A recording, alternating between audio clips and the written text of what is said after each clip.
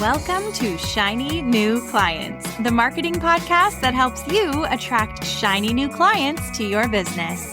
We'll talk about social media, what makes people buy, how to go viral, and marketing psychology, all in 20 minutes or less. Whether you're a coach, a stylist, or a wedding planner, if you've got a service-based business to sell, this is the show you need to fill your calendar. I'm Jenna Warriner, your new marketing coach, and this is Shiny New Clients. Girl, use a spoon. It'll save your life. What are you doing to that ginger? Girl, use a spoon before you cut yourself. Did you know you can peel ginger with a spoon? If you're juicing it, just wash. No need to peel. These are the comments I have to thank for 2.3 million views on TikTok and a week of going viral. Let me go back to the beginning so I can tell you exactly what I did and the very unconventional way to get loads and loads of social media views and eyeballs on your business. I didn't share this with my audience. I didn't share this with you, but I have a secret. And that secret is I chose summer 2023 to be the summer of growth. My business coach and I actually decided that all summer I would focus on growth and attracting new people into my social media platforms, into my mailing list, into my sphere, and I wasn't going to focus on selling. I like to work short weeks in the summer. I also had all sorts of stuff happening this summer. I knew I was going to be really busy. I knew I was going to be traveling. So instead of focusing on sales, I focused on growth. And it was so fun and it was so freeing. One of the things I teach in my Instagram marketing program, Magic Marketing Machine, is to zoom out on your year and look at it with a bird's eye view and decide when your seasons of growth will be and when your seasons of sales will be. So like if you have you make a lot of sales around like the holidays or the back to school season, then before you get there, make sure that you're growing, make sure that you're nurturing the people who come to you so that they're primed to buy. I'm going to get into that later, but it is so freaking cool that after committing to a season of growth, it was like the cherry on top of it was all these viral videos. And it really just goes to show how much your intention matters. When you focus on sales, you make sales. When you focus on growth, you grow. Let's get into the story. Let me tell you what happened. Let me get into some details. Let me tell you the story. It all started when I made a video, just a normal TikTok video. I make TikTok videos like sometimes I'll do 4 a day and I'll post the best ones over to Instagram or I won't. I create a lot of content and sometimes they take off and sometimes they don't. And even the posts that only have a few hundred views, I still honor and I'm still so happy that people have watched them. And sometimes the ones that don't get a lot of views are the ones that affect my audience the most, right? So we always have to just keep making that content. You really never know who's watching and who's being impacted by it. And that was actually the topic of this video that I made. Now, when you make a video and it's just say like the top bit of your torso and your head and you're just talking to the camera explaining something, we call that a talking head video. And they're great. They're all over the internet. There's billions of them. But one way to get more views on them and to keep your viewer engaged is to make them a little bit more interesting. So you want to add edits in it. You want to change up the background halfway through, change the angle that you're shooting at as you tell the story. Maybe as you're talking, you want to walk a little while you talk. Just anything you can do to keep the viewer's eyes moving because it makes them watch for longer, which means the algorithm shows your video to more people. It's an editing strategy, right? First and foremost, what's important is the content and what you're saying. But then you can start to add and apply these tactics to help get it more views and set it up for success. And so I made a video talking about honoring all of the people who watch your content. And while I did that, in order to make it a little bit more interesting, I peeled ginger. I needed to peel ginger solely because I was about to make juice in my juicer. And, my husband was away. Oh, I got married, by the way. He's a husband now. My husband was out of the house for the day, and he hates when I pull out my juicer because I usually make a massive mess. If you have a juicer, you get it. There's fiber and peels and cores and everything everywhere. I make a huge mess. I usually take over the kitchen. He was out of the house for the day, and so I also try and make content when I have the house to myself because it makes it just a little bit easier, not feeling like somebody can hear you talking. So I peeled ginger while filming a video because I genuinely needed that ginger for my juice. As it turns out, tee-hee-hee, there is a right way and a wrong way to peel ginger, and I did it the wrong way. I used a paring knife. Why would I not use a paring knife? That made total sense to me. Turns out you're supposed to use a spoon to peel ginger, just like a teaspoon, and you kind of just scrape the bark off. And I have since learned that the spiciest part of the ginger root is right underneath the top peel. So if you peel it with a peeler or a paring knife, then you lose a lot of the ginger and you lose a lot of that spicy prime flavor. So what happened was my video started getting loads of comments of people correcting how I peel ginger. And what is the number one factor that is going to get all of the posts you put online, dear listener? What's the number one factor that's going to get more eyeballs on those posts? It's engagement. And these comments, although they weren't optimal, at first they weren't about the content I was talking about, which wasn't great, but this post started getting so many comments. And all the algorithm sees is comments, conversation. People are talking. Let's show this video to more people and see if more people join the conversation under it. These platforms, every social media platform, I'm talking about TikTok right now, but we're going to go over to Instagram in a second. All these social media platforms want is more people on their platform for longer. So if people watch your video all the way through, if they comment on it, if they return to it, this is going to make the algorithm be on your side and in your corner and show your content to more people.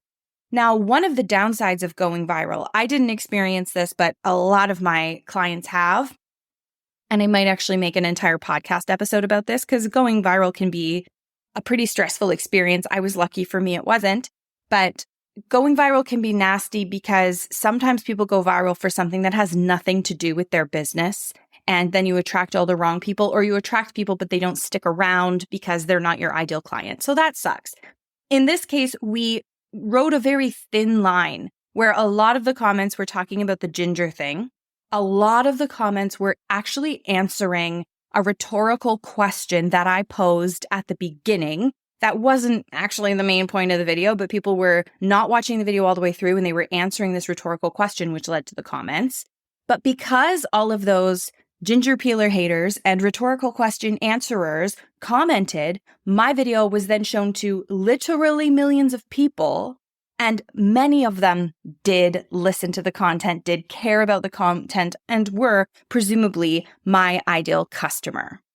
Knock, knock. Who's there? It's me, Erin Ollila, host of the Talk Copy to Me podcast. Jenna, my sincere apologies for interrupting your show. I have been loving the first few episodes. If you're like me and you love hearing all of this marketing content, I invite you to come visit me over on the Talk Copy to Me podcast, but only after you finish listening to this episode. Okay, Jenna, I'm going to stop interrupting. Thanks for having me on the show quickly.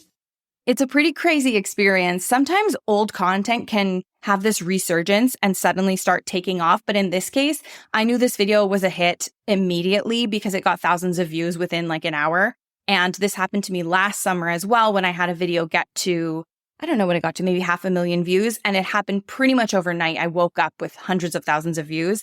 And I knew that night that it was taking off because it just hit so quickly. Thousands and thousands of views pouring in every time I refreshed my phone.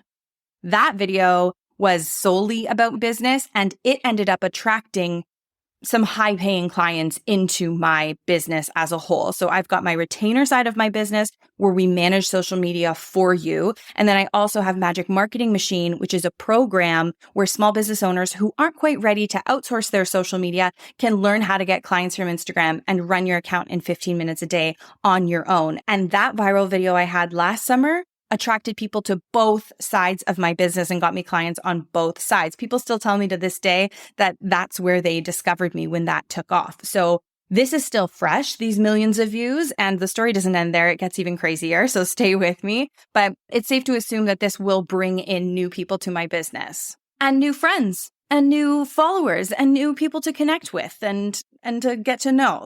All right, so when you have a video take off, even if it's what your version of taking off is, even if getting 3 comments on a video for you right now is like more than you're used to getting, you have to ask yourself, what did I do differently? What did people like about this? And how can I replicate it? Every week in the Magic Marketing Machine group calls, we meet on Zoom and I make the members tell me a win from the week. And then I ask them, how can you replicate that success? What did you do differently to get that win? Let's do it again. Let's wash, rinse, repeat. And in this case, because I am a bit of a brat, I decided to wash, rinse, repeat what worked with being a little bit facetious. Guys, it's in my nature. What am I supposed to do? I am who I am. So I decided to make another video, except instead of peeling ginger with a paring knife, I peeled an apple with a butcher's knife.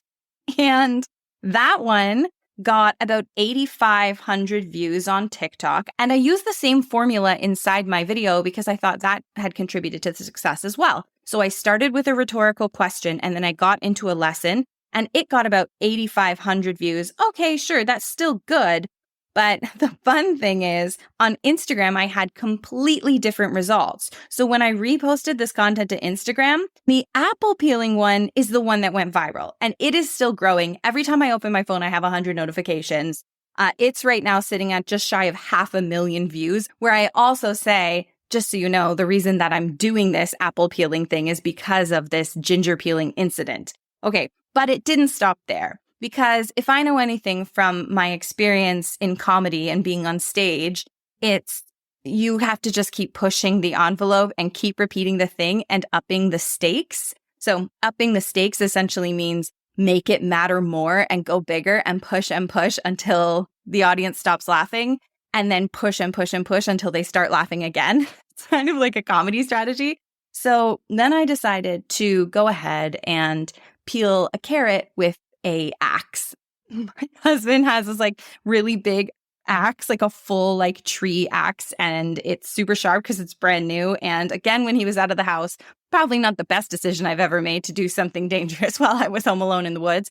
But I peeled a carrot with an axe, and that one got about 3,000 views on Instagram. And let me just look at what it did on TikTok. So yeah, about 4,000 views on TikTok. So neither of those ones went super viral. But I think the axe video is actually my favorite because so many people that know me and of my regular followers who comment on my content all the time and my friends and my family and my clients saw it and couldn't stop laughing. Like everyone knew what I was doing at that point. And it was such a fun moment. It was no stress. It was so silly. People were commenting on it in my real life. When I go out and run into people, they were just, so it was really, really fun. For me, the first one will get me clients. The second one probably will get me clients as well, but only on Instagram. And then the third one was just super fun and helped like bring my community together and gave us all a laugh. I want to go into just a little more detail on why I don't expect this viral content to immediately bring me clients, but I do expect it to eventually bring me clients. Essentially, your growth content, your funny content, your reels, your content that is easy to consume and relatively short. That content is growth content. It's designed to cast a wide net. You want to shout, "Hello, world," and try and attract people over to you who might have some interest in you. But it's unlikely that someone buys from you after only seeing a 7-second reel of your face. They need time to get to know you, time to trust you. You need time to nurture them. They need time to really believe that you have the answer to their problems and understand that they even could work with you. That all takes time. So your growth content casts a wide net and attracts all of these ideal customers. And then your nurture content will warm those people up and bring them down the path toward working with you. And then your sales content converts them. That is the same formula that I teach in the free training that's linked in the show notes called How to Get Clients from Instagram Without Wasting Hours Glued to Your Phone. That is the same formula we use for all our retainer clients. That is the same formula that everyone uses inside Magic Marketing Machine. It's growth content, nurture content, sales content. So this viral stuff, that was growth content. And now over time, I will nurture my followers. I will get to know you. We will become friends. You will trust me more. You'll use some of my tips and apply them. Maybe get a download that I give away for free. Maybe you'll listen to the podcast, etc.